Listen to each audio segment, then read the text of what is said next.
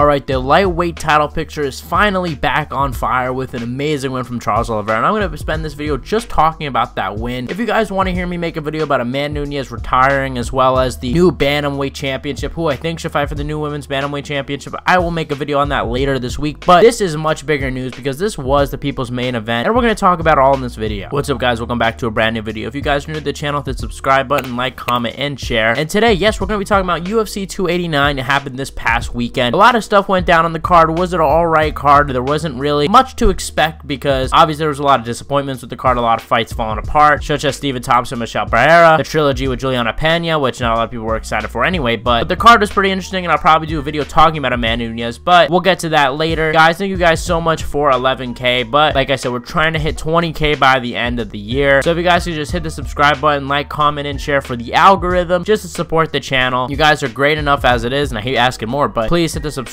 button, and let me know if you guys want to see that Amanda Nunes video. So without further ado, let's just get into this video. Alright, Charles Oliveira, Beneil Dariush happened this past weekend, and if you guys missed my prediction, of course your boy got it right again. Charles Oliveira by TKO KO is how I predicted the fight going down, but I'm going to be honest, this was a lot different than how I expected. As I mentioned, there was two big question marks going into this fight, and we got both of them answered. Number one being Beneil Dariush's approach, and we saw that he did seem a little bit scared of the grappling, wasn't as okay with grappling with Charles Oliveira as he made it seem throughout the fight week. Definitely was uncomfortable in certain situations, was scrambling, definitely extra paranoid, but you gotta be with someone like that, like Charles Oliveira, who could just submit you at any time. Even though Beneil has great jiu-jitsu as well, you gotta be careful of Charles Oliveira. But it seemed like you wanted to more strike with him, which I think was a big mistake. I think he would have been much better kind of holding him down, kind of like how he did with Tony Ferguson, sticking in dominant positions like side control, half guard, just so he can't get submitted, you know, get this thing to a decision. And I think that would have been the safe game plan, but Beneil Dariush decided to strike with him. Maybe he was afraid with the grappling, and I predicted that Charles Oliveira was going to get dropped early, and I was honestly afraid a couple days before the fight, and I was thinking, man, should I change my prediction? Am I wrong? Because Beneil Dariush, although it wasn't a huge betting favorite, most of the MMA fans kind of agreed Beneil Dariush was going to be Charles Oliveira, and that was going to be it for Charles. But Charles proved once again not to take him as an underdog. We all know what happened. First round knockout. And what happened in the fight? You know, we see Charles Oliveira immediately with the pressure throws that 1-2 head kick that eventually leads to the finish of Beneil Dariush. And a lot of people are saying that Beneil looked a little different in this fight. Guys, I don't think he looked different. He did look different, but I think it was because of the pressure of Oliveira. We haven't really seen Beneil be pressured so much. This guy is a really good fighter. He didn't get like fraud checked or anything like that. It's just fighting a guy like Charles Oliveira who's so pressure forward is just so difficult despite any skill, honestly. And mixed with the fact that Charles Oliveira has a lot of skill, that's why he's such a good fighter, is that awkward pressure style along with skill to back it up. It's a crazy style to deal with. And we saw that Charles Oliveira kind of messed up. He wanted to go for a little takedown, kind of go for a little trip, but instead he got reversed. Kind of looked like he was pulling full guard. Beneil was in full guard for a while, and I thought the whole round was going to be in full guard. Like I said, I expected Beneil to grapple a lot more than he actually did, but then the fight gets back on the feet, and Charles Oliveira once again pressure forward, and then he lands the next head kick leading to the finish, goes wild on Beneil Dariush, goes wild in the scrambles to chase that TKO, to chase the ground and pound. Like when Beneil got knocked down and immediately, you know, grabbed Charles's legs, I figured, hey, this would probably go to the second round, and with Beneil getting hurt. But Charles Oliveira seeked the finish, which sometimes could be a mistake in terms of cardio, right? You don't want to chase the finish when it's not there, but Charles kept chasing. Charles knew the finish was there and eventually found the finish. TKO ground and pound to Beneil Dariush. I thought Beneil was going to go out from that ground and pound because it looked like he was pretty close to it. Beneil TKO'd in round 1. And the reason I'm mentioning, you know, Charles Oliveira chasing him, it answers my second big question. If you guys remember before, I said I had two big questions, one of which was how Beneil was going to come out, which we now know. Another question we know now is Charles Oliveira's motivation. That was my big question mark. When you look at Charles Oliveira, you know, he posted he has a big mansion in Brazil, basically has everything he wants, could spend the rest of his life with his daughter, is now a big superstar, has achieved being the lightweight champion, defeated guys like Justin Gaethje, Dustin Poirier, and is probably going to go down as one of the most exciting lightweights of all time. So my question was, will that motivation be there? Does Charles want to be there? And guys, I have to say that 100,000% he wants to be there, if not more than ever. Charles Oliveira chased down Beneil Dariush. Like, you know, sometimes we see fighters not really chase the finish at all, not really wanting to take risks, not really wanting to be hit. Charles Oliveira didn't care. Like, he really didn't seem like he cared about himself in that fight. Threw himself in there and said, hey, I'm either going to get the finish or I'm going to get finished. But either way, I want to go out on my shield, try my best, make the most of this opportunity. Now he's most likely going to get an Islam Makhachev rematch. Is that fight really exciting? Is that a fight that I want to see? Kind of after this weekend. Beneil Dariush is a guy that I thought could beat Islam Makhachev. If you guys remember in the beginning of the year, I predicted that he would be the lightweight champion by the end of the year. I thought he could beat Islam. We'll have to see how that matchup plays up. Obviously, styles make fights, but now we have a rematch against Oliveira and Makachev, probably in Abu Dhabi, 1 year after the last fight. And I think the biggest difference going into this fight is going to be confidence. You see, in the last fight, I would say that both fighters were pretty confident. You know, Islam Makhachev, although looked a little nervous on the walkout, but that could just be me overanalyzing. At the end of the day, he was riding a huge win streak, lost once in his career, but it was a pretty obvious fluke knockout. But I'd basically been demolishing every other guy that he's faced. Charles Oliveira, similarly to Islam, also was doing that, but also you gotta consider that he just missed weight. There's a lot of doubt in his mind, like, am I going to miss weight again? What happens if I miss weight again? So the confidence was a little bit opposite, but this time going around, we see Islam Makhachev coming off of that big Alexander Volkanovski win, however, very controversial, where whether you think Islam won or not, Volkanovski was pounding Islam's face in at the end of the fight. Not a good look for the fans, and yes, technically Islam Makhachev won that fight, but when you look at Twitter, MMA fans, most people consider Volkanovski the winner of that fight. Some people mostly take it away from Islam Makhachev. Most people give praise to Volkanovski despite losing that fight. So from Islam's perspective, he probably has a lot less confidence going into this one than maybe even Charles had. But on the other hand, this is a rematch. Islam Makhachev really didn't have any problems against Oliveira. I think when discussing the rematch, you have to think, what would happen if Charles Oliveira didn't get knocked down in that last round? Do you think that there's a possibility Islam could have slowed down and Charles could have picked it up? I mean, that's really the only possibility I see that Oliveira could have won that last fight. However, there were a few things that I think Oliveira is going to want to change. I think judging off Oliveira's interviews throughout fight week, I think he definitely regrets not throwing as much as he did against Islam Makhachev, kind of freezing up. Even the commentators were commenting on it. I thought Charles Oliveira did pretty good in that department. I thought he threw enough. I don't think that was really the problem with his performance. But nonetheless, we might see him throw a lot more and be a lot more aggressive. And how will that affect Islam Makhachev? Like I said, that's where confidence does play a big factor. If someone is charging at you with full aggression, if you're not confident, you're probably not going to handle that situation well. But on the flip side, if you're feeling confident, you're probably going to be willing to go forward. Be confident in your actions. And that's where I think the fight is going to be a little bit interesting, the confidence going into this one. Another thing that makes me worry for Charles Oliveira, though, I feel like in this fight, he was really overextending with that right hand. And I feel like Charles Oliveira is a guy that has really fell in love with his right hand since he put down Justin Gaethje with that punch. And I think a lot of people are now saying, hey, Charles Oliveira has power. And I don't want to say that a lot of people are hyping it because it makes it sound like he doesn't have power when he clearly does. However, you got to think, is he going to put too much faith in that right hand? Because if you remember, one of the punches that Islam caught Volkanovski with, and one of the cleaner punches in that fight, was when Volkanovski overextended with a right hand and Islam countered him with the left. A simple pull counter in the southpaw versus conventional stance. I could see that being the punch that puts Charles Oliveira down, and we're seeing another situation where Islam Makhachev is able to submit him because Charles is so rocked. That's what scares me. So I really hope that Charles Oliveira isn't going to go in there, be so aggressive, overextend that right hand just for Islam to hit him over the top and get knocked down and submitted. I think you got to choose Islam, right? You have to choose him as a prediction, but I do think that there's a few interesting factors. I think that there's a lot of questions. If Charles Oliveira didn't get knocked down, how is that fight going to go? Rewatching his fight with Islam in preparation for Beneil Dariush, you kind of forget he did have some moments, granted far and from between, but in the second round, Islam totally abandoned that grappling game plan. He didn't go for takedowns at all, was just full-on striking with him, which yes, Islam Makhachev did have success with, but you gotta wonder, is Islam becoming too comfortable with his striking also? And will that get him caught? There's a lot of questions, a lot of question marks going into that matchup. However, there's also a lot of answers. We saw in the last fight less than a year ago. I think I'm probably going to go with Islam Makhachev at this time. It pains me to say, but I don't think there's been enough time. But there's also a possibility that this doesn't happen. Volkanovski could knock out Yair Rodriguez in the first round next month and then call for an Islam title shot. That is a possibility. Another possibility, which I was just thinking about, is I really wouldn't be surprised if in 2024 we get Oliveira versus McGregor. And guys, I'm just saying it now. I'm not saying this is what I want to happen. However, I'm pretty confident McGregor will beat Chandler. I'm one of the only people that say that they're confident in that fact, but I am confident in that. And if Oliveira beats Makachev, which is kind of a big if, we could see Oliveira versus McGregor. I don't think they're going to put Makachev versus McGregor because we've seen the Khabib fight, and honestly, who really wants to see that? But McGregor versus Oliveira, there's a big chance that McGregor could win that one. That's a conversation for another day. But Oliveira does get hit a lot. Conor does hit hard. There's an argument there. I'm not saying I agree with it, but there's an argument. Anyway, guys, I think I've talked enough about UFC 289. Let me know if you guys want to see that Amanda Nunes video. Who do I think should fight next in the women's bantamweight division? I'll let you guys know in a video in the future. Thank you guys for watching. You guys are the best fan base in MMA. Hit the subscribe button, like, comment, and share, and I'll see you guys